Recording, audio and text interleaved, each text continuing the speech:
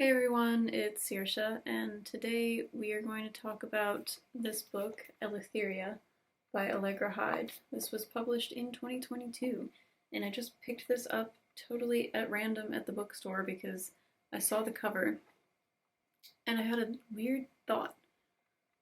I thought this gives me the vibe of my dissertation. So when I was doing my master's in creative writing, the dissertation project was a 20,000 word piece of writing, and so I did a kind of long short story.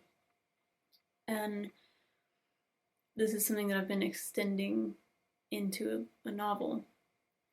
And when I saw this, I thought that just really feels like similar to my story.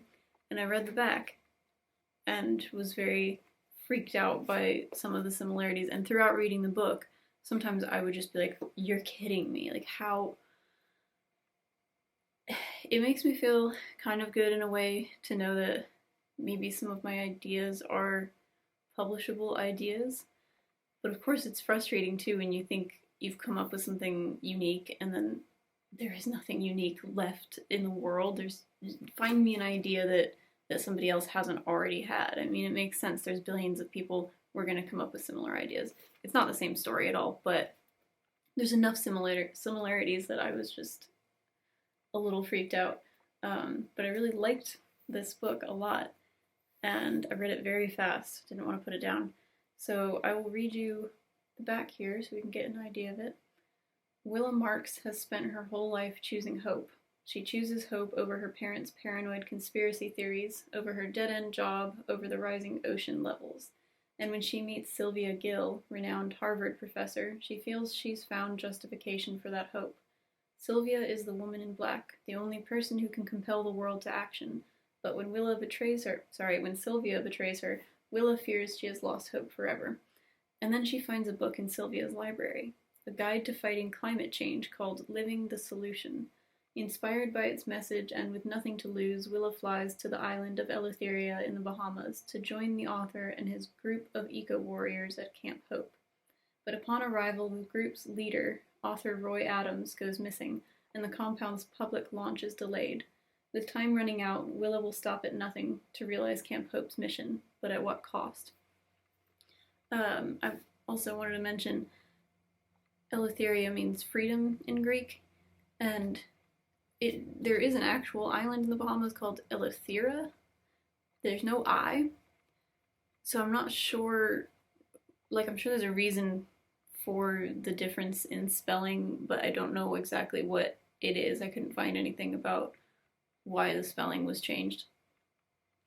But anyway, in this book, we got a lot of themes going on, and this is structured in a way that I like sometimes, where you are in the present for one chapter and then in the past for another chapter, back and forth throughout the whole book. So we get to see Willa arriving in the Bahamas and going to Camp Hope, and then we see what led up to this. We see a little bit of her childhood and then mostly her life, and meeting this Sylvia woman, and how this leads her to get to Camp Hope. So I think it's really well done and very lyrical. It's really beautiful writing. I know that's not for everyone. If I see another review with someone complaining about an author's beautiful writing, I'm just gonna what do you want? You just want straight up action and plain sentences, and people don't like analogies. They don't like, oh my god, why am I losing all of my words? Similes and metaphors. People don't like them. Why? I love them. This book has a lot of them. There's a lot of, she was doing this, like this, and I enjoy that. So from a sentence level reading, It's a really well done book, and I like the plot too. A lot of good stuff about climate change, but within that, we have some themes of, I think, rebirth, because Willa is kind of starting a new life when she runs away from her old life, and also the whole time is trying to get away from her childhood, which was really traumatic. She thinks that not only her, but the planet can have a rebirth in this place, Camp Hope, and if it works, everybody will be saved. So we've got this theme of righting the wrongs of the past. Her childhood consists of listening to her parents' conspiracy theories and hanging out in a bunker and making terrariums. Her parents are full-blown conspiracy theorists. They're out in the woods, like she has no contact with people. And you can feel throughout the book that she wants to just rewrite this. She wants to be loved. So another theme is proving oneself worthy, especially of love, all kinds of love. And then another theme is what can be trusted, and how do we grapple with knowing that maybe we can't trust anything. And that kind of goes along with the conspiracies, because you can have beliefs that are founded only on some article you read deep in the internet one night. You can believe what the news is telling you, or you can believe what you see yourself. But can you really trust anything? So this book asks a lot of questions, and I really like it. So let's read some of the things in here that stood out. So when she first arrives to the Bahamas, she says, "I wanted to arrive unimpeded, unburdened, slick as a fish released into the sea. If I could have, I would have traveled to the island naked." So I like that idea. Right there, we get the concept of rebirth. She wants to come to this place naked and have a completely fresh start. Yeah, just the idea of starting over is important in here. And also, can you start over is kind of the question of the book. Can we heal a planet that we've spent so much time destroying? And can a person heal when they feel destroyed? But she has this optimism that is out of control optimism that I can't totally relate to, but so she's got the book Living the Solution with her all the time. She's read it a bunch of times. That book, it had offered me an option when there seemed to be no others. It described how, despite the odds, a small group of people could change the world for the better. If I tried hard enough, believed hard enough, my life could be more than a series of disappointments, failures, half-tries, and hurt. So still holding on to that optimism after everything. And to be honest, we kind of have to have this radical optimism if we're going to look past the fact that things have gotten so bad and still have some hope that we can save the planet. And it is very easy to apply that to our own lives as well. Look past all of the crap that piles up and still have hope that there's a reason to keep going.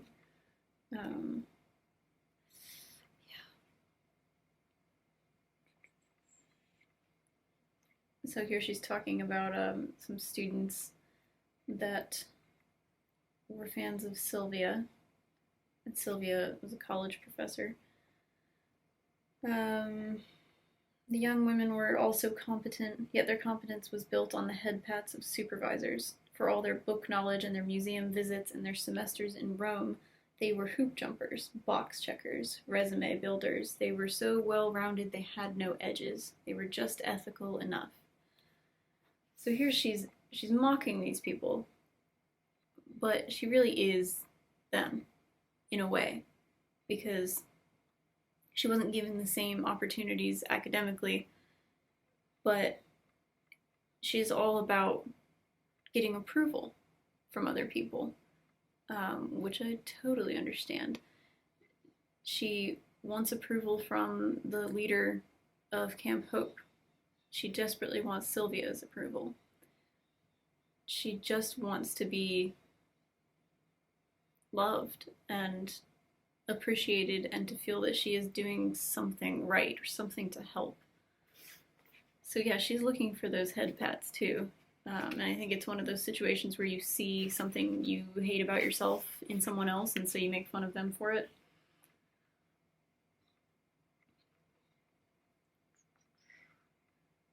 In this bit here, we learn how, this is towards the beginning, how her parents die.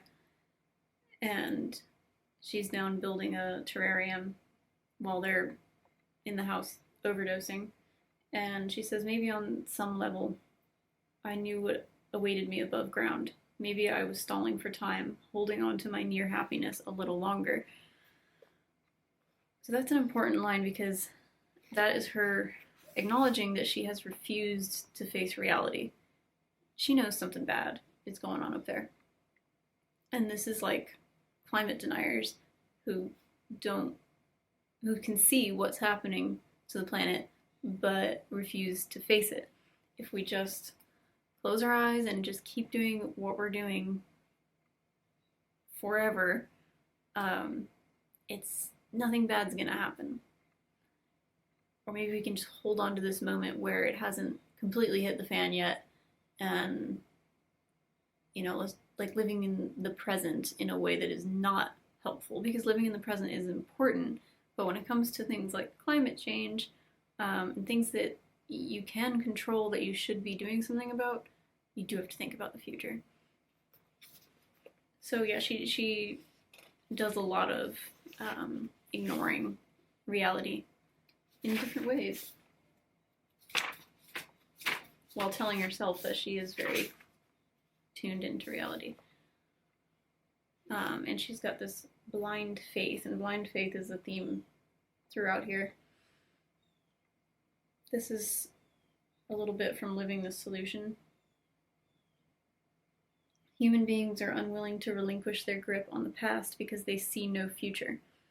They cling to the rails of a sinking ship because they see no other ships. The ocean is cold and vast. Only a martyr would swim into it and drown. And yet conventional eco-wisdom asks the masses to do this and is surprised when they do not. There must be an alternative, a new ship, not a life raft. An offer of salvation that is at once familiar and improved. There must be the promise of more, not less.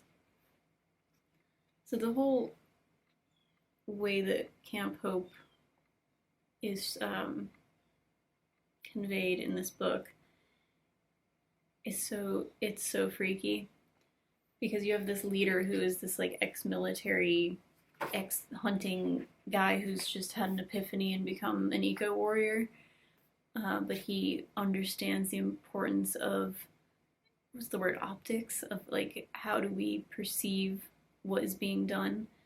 So it's a very political way of doing things, and unfortunately politics gets in the way of saving the planet, because everyone's got their own opinions, and then we're supposed to vote for them based on their opinions about the climate, as if it isn't something that is outside politics and government. It's the world, it's the planet Earth, and that shouldn't be politicized. It's not political, it's just fact. But yeah, the image of Camp Hope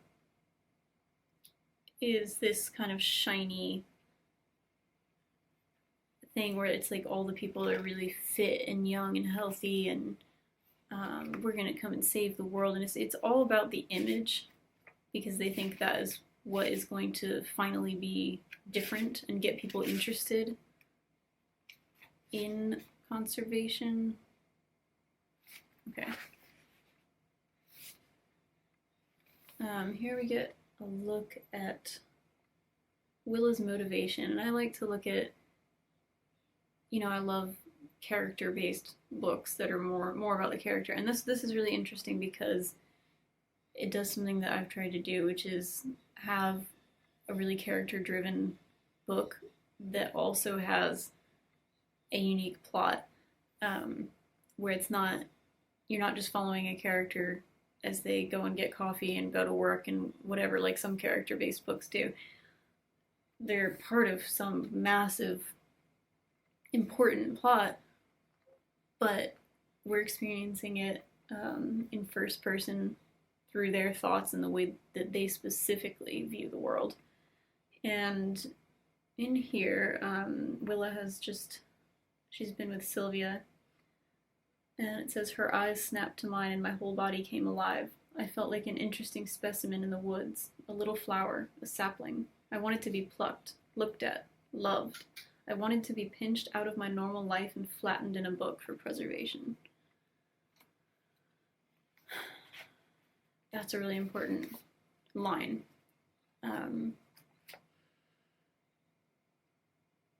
It just goes back to everything that she wants deep down. She talks about changing the world and making a difference and all this.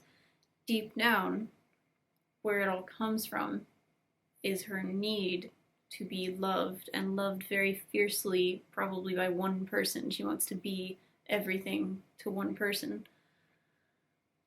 Even to the point of saying, you can flatten me in a book and preserve me. Like that, she seems to care about herself very little, but to care about other people's perception, or hopefully love of her a lot.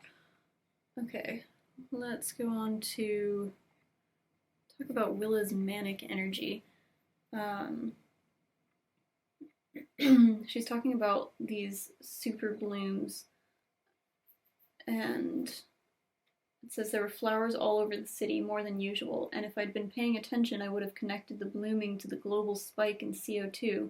Such displays were happening in countries all over the world, happening in the sea as well, where coral blazed bright yellow, pink, violet, the colors visible from the air like desperate neon signs begging for attention, for rescue, their gorgeousness pleading with the human eye for help. So this bit stood out to me as really matching Willa's manic energy with the planet's destruction. It feels to me like they're both on their way out. Like this blooming that's happening is the last gasp of the planet. One beautiful display before it all gets destroyed. And it feels like that's sort of what Willa's doing too, that she's been going, with this idea that she's going to somehow be part of what makes the difference in the world and what stops the destruction of the climate. But she's going so hard and so manically that she's going to burn out, is what it feels like. Like, candle that burns too fast or too wildly, and then it burns out, like the candles I had in one of my videos one time that I thought I was going to burn everything to the ground because they were burning so fast.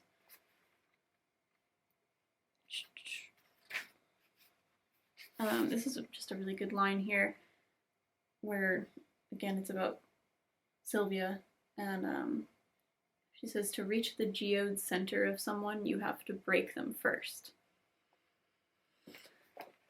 So that is a great look at how Willa views love, and even painful love is acceptable to her as long as it's love, and she's pretty much only used to painful love, from her parents. So here's another bit where she is just spiraling. I thought Sylvia understood why I needed those ideals, the possibility for radical transformation. I thought she understood that I grew up so close to the abyss, its gravity never left me. I needed something to hope on, if only to hold me back from the edge. So yeah, she is always standing near the edge, and I think this is kind of her last hope, Camp Hope. It's her last hope. If this doesn't save her and save the world, then that's it. This is the last idea she's got.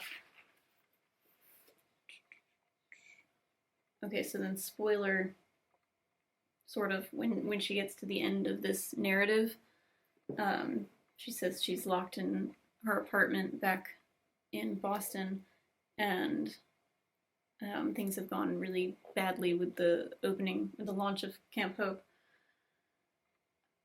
She says, "It's true I may have also been allowed to talk through the night because someone somehow is recording what they'll call my confession. There are microphones so small they can fit on the backs of flies."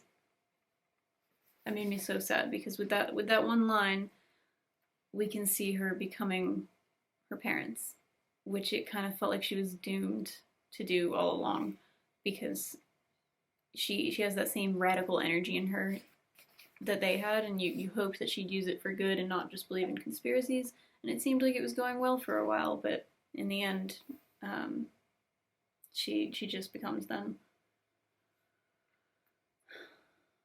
And then here on almost the last page, she says, "I choose to believe in the future. That's what I've been trying to tell you, because that's all I ever wanted someone to tell me. I want you to know I believe in a future for you." So to me, this just feels like delusion. She has this deluded air about her throughout the book that she covers up with being like going 100% on her goal, which is becoming part of Camp Hope and launching it, getting the world to see how it's going to make a difference. And when somebody is so, dedicated to one thing and they're telling you all about it and they sound knowledgeable, it really covers up some things that are fueling that energy and things that are hiding underneath. And for her, it's a lot of delusion. It's really very sad, but I think this character was written so well, and that's not always easy to do with first person, because sometimes it can just be a little bit flat, and all the other characters are the ones that are interesting, and they're like the main characters just reflected off of them, like off of their more interesting energy, and the main character's like a blank slate, but she's not like that. She's got some interesting quirks, and I really enjoyed her. So spoiler about the twist of the book is that Sylvia, who Will has been in love with this whole time, Sylvia is the one who she ghost wrote Living the Solution. So while Will has been telling Sylvia all of her radical ideas about changing the world, Sylvia basically took those and wrote this thing, and so therefore, of course, Willa is obsessed with Living the Solution because it's her ideas. Sylvia just took them and put them in this book, and so everything has been a lie. I definitely predicted that before it was revealed, and I don't think she was trying to hide it particularly at this point, but it becomes clear that that's what's happened, and so that's another, like, just layers of delusion and deceit and lies, and what can you trust in all of this? Can you trust any of your own ideas, even when they're packaged up by somebody else and given back to you and you don't even recognize them as your own? What is real?